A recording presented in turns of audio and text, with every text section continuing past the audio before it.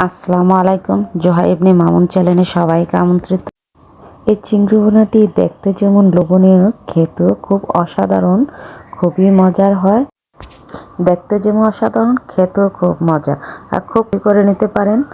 নারকেল দিয়ে তৈরি চিংড়ি ভুনা রেসিপিটি খুব সহজেই অল্প সময় করে নিতে পারেন। আর সেই রেসিপিটি আজ দেখা যাচ্ছে। চলুন তাহলে কিভাবে তৈরি করতে হয় সেই প্রসেসটা দেখে নিই। প্রথমে সরিষার তেল, হলুদ, লবণ দিয়ে দিলাম। এখন একে একে সবগুলো চিংড়ি মাছ দিয়ে ভেজে নেব। চিংড়ি মাছগুলো আগে থেকে ভালোভাবে পরিষ্কার করে নিয়েছি। আর দেখে মনে হচ্ছে আস্তা পরিষ্কার করে নেই, না ভাববেন না, আমি ভিতর থেকে এর ময়লাগুলো ফেলে দিয়েছি।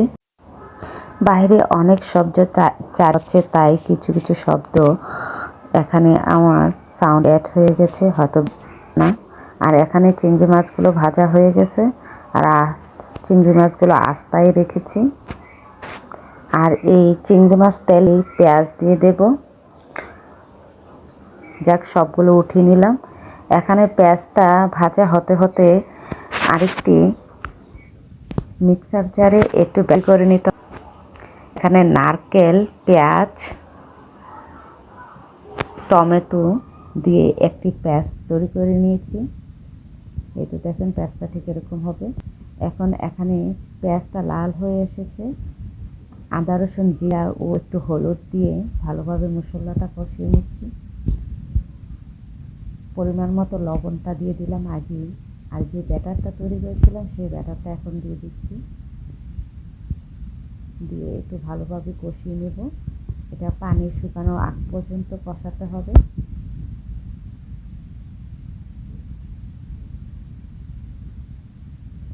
কিছুক্ষণের জন্য ঢেকে দিয়েছিলাম। এখন ঢাকনাটা উঠিয়ে একটু আবার নেড়ে দিতে হবে, যাতে তলায় লেগে না যায়। তলায় লাগার সম্ভাবনা থাকে, মাঝে মাঝে একটু ভালো করে নেড়ে চেড়ে দিতে হবে। দেখুন, মশলাটা কষানো হয়ে গেছে। এখানে গরম মশলা ঝাল যদি দিতে চান তাহলে ঝালটা দিয়ে দিবেন। আমি 1 টেবিল চামচ ঝাল দিয়েছি। আর গরম মশলাটা দিয়ে ভালোভাবে নেড়ে চেড়ে কষিয়ে নিচ্ছি।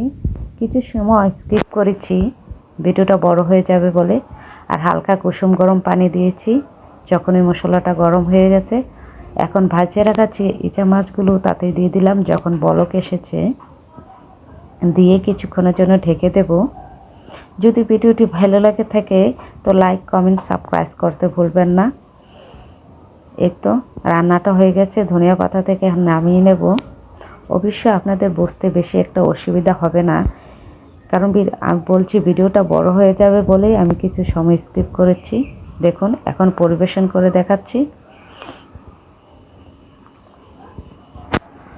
আশা করি আপনাদের কাছে ভিডিওটা অনেক ভালো লাগবে, আর এই রেসিপিটাও আপনাদের কাছে খুবই মজা লাগবে। একবার ট্রাই করে দেখবেন, কেউ নিরাশ হবেন না। এটা দেখতে যেমন লোভনীয়, খেতেও খুব অসাধারণ। ট্রাই করতে ভুলবেন না। কেমন হয়েছে আপনাদের মতামত জানাবেন। আশা করি ভালো থাকবেন সবাই। এই বলে আজ এই রেসিপি থেকেই বিদায় নিচ্ছি।